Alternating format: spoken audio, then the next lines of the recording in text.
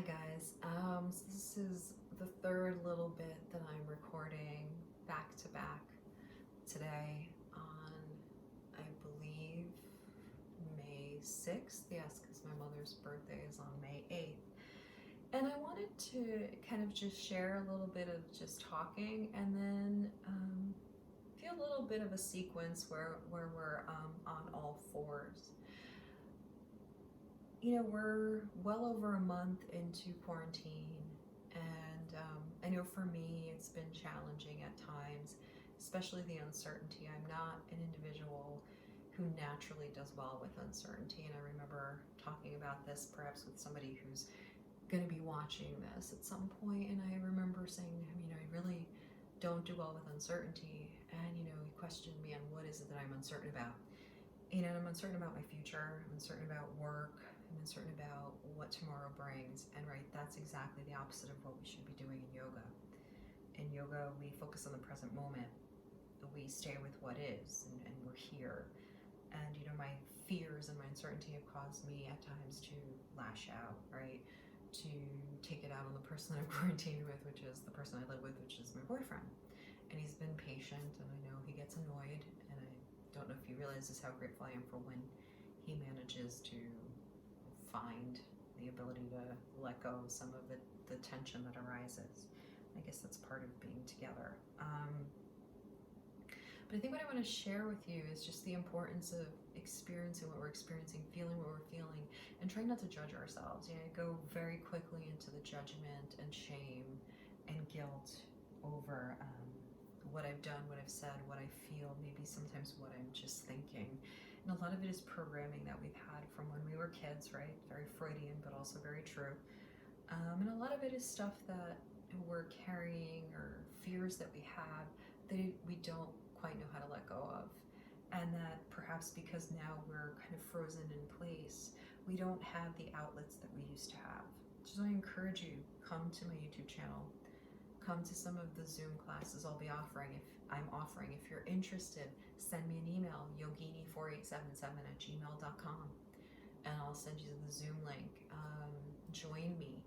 If you don't have the money, I understand it. You're more than welcome to join me for nothing, right? You just come and take the class. If you have the ability to, you can always Venmo me at Alejandra, ALEJANDRA Bozzolasco, BOZZOLASCO, or you can go ahead and PayPal me at Yogini, YOGINI 4877@gmail.com. Anything, I will accept 50 cents, I will accept anything else that you have to give. But returning back to the space of where we start to go into judgment and guilt and maybe lash out, the important thing is to, yes, recognize I've lashed out, remedy that situation by spending some time going inward, trying to understand what's happening with you, and embracing whatever changes are there and trying to work on that within yourself, right? And trying to find that stability within yourself.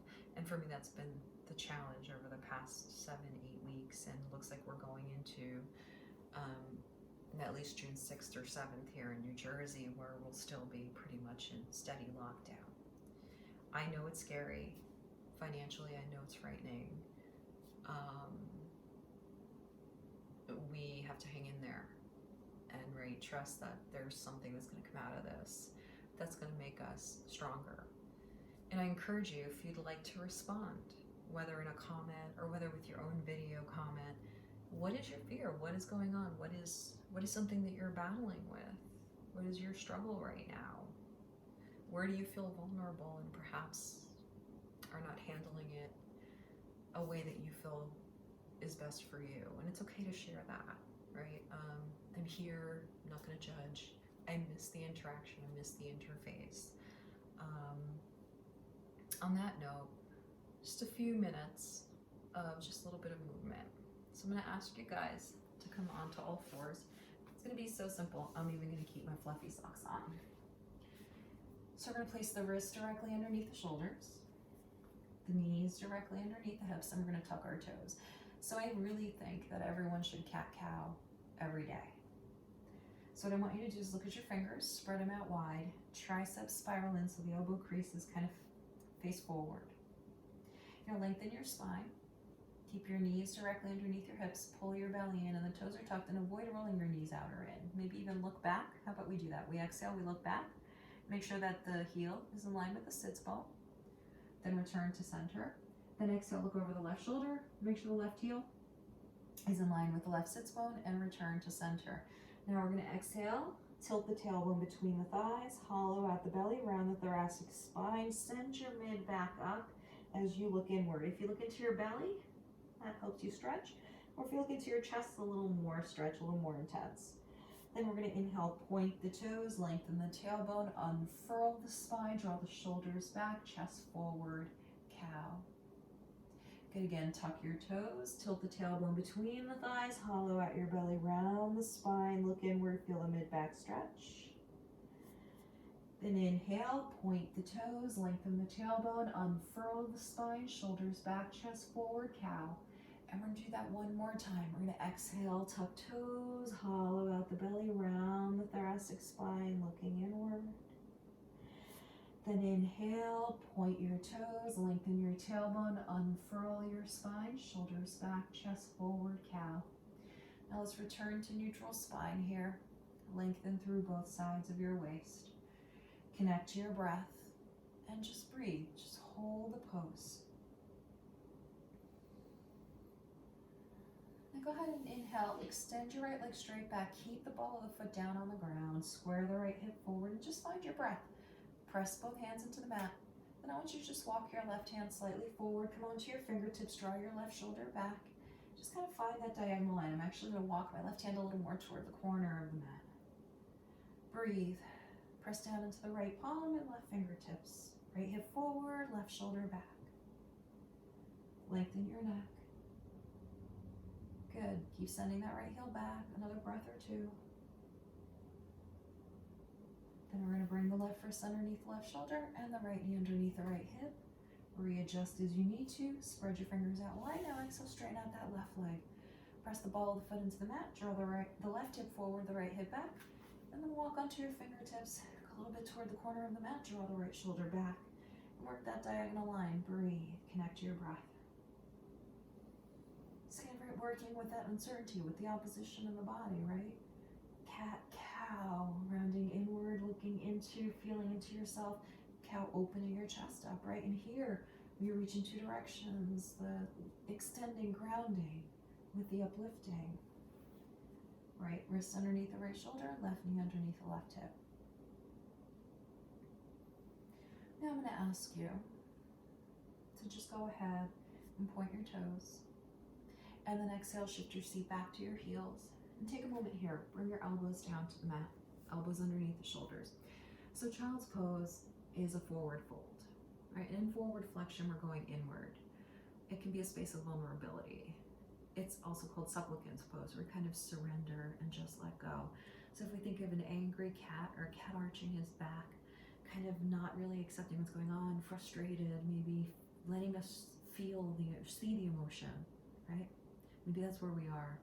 And then in cow, we start to open up our chest, right? We open up our heart. We go from that space where we're inside and we're feeling that emotion to opening up our chest and kind of letting our spine open up and lengthening and saying, okay, I'm opening up to whatever's coming.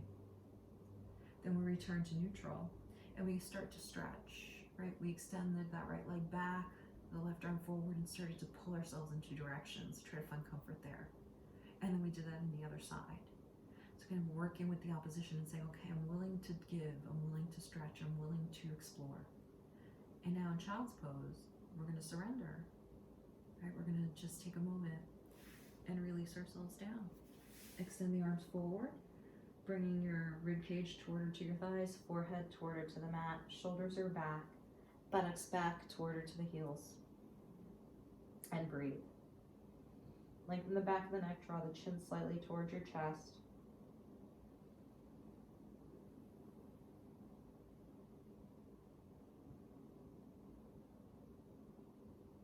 Feel your hips release.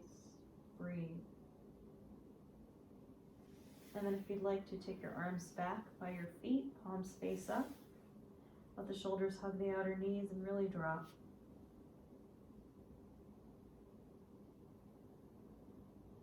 Deep in breaths, deep out breaths.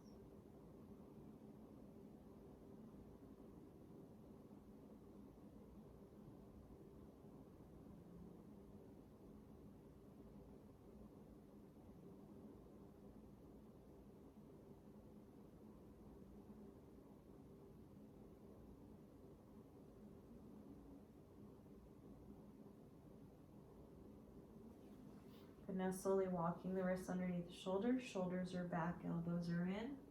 Inhale, sit on up for a moment in hero's pose. Ears over the shoulders, shoulders over the hips, and just take a seat.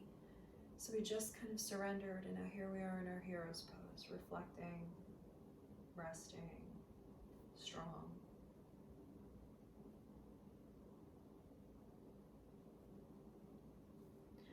And then coming back to a cross-legged seat, Sukhasana, sweet, steady seat.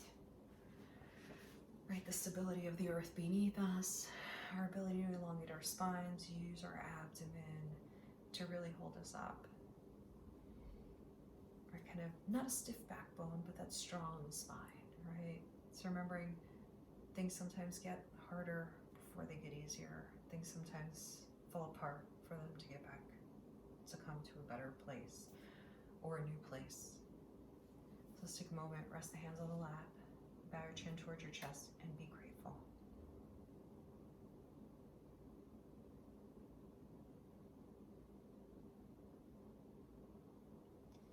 Om Shanti, Om Peace. And remember, if you'd like to comment, feel free to comment and I'll get back to you, or even post your own video comment if you can.